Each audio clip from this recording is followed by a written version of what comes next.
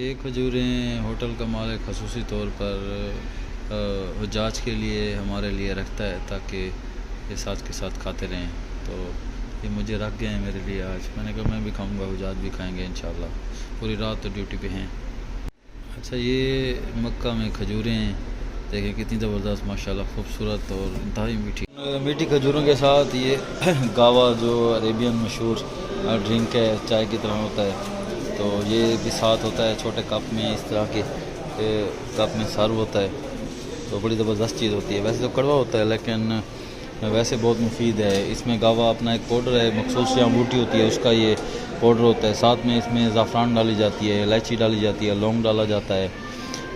तो टेस्ट तो इसका वैसे ज़बरदस्त बन जाता है। अच्छा, ये वापसी की तैयारी मेरी तकरीबन अब आहिस्ता आहिस्ता हो रही है।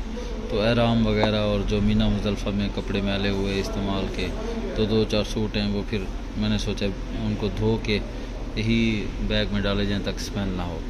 तो ये यहाँ टाइड है, तकरीबन ये इंडियन सर्फ है या पता नहीं कहाँ का है, लेकिन यहाँ यही मिलता है 2 रियाल का। इससे बड़ा पैक जो है वो फिर 5 रियाल का है। हमें तो ये 2 रियाल वाला भी 6-7 सूटों के लिए काफ़ी होता है। इसमें एक एहराम है और 2-3 सूट हैं और 2-3 टी शर्ट्स हैं और ये इतना बड़ा छापर बन गया है। ये तो शुक्र है यहाँ वॉशिंग मशीनें हैं, आसान हो जाता है, वरना मुझसे तो कभी ना धोए जाते।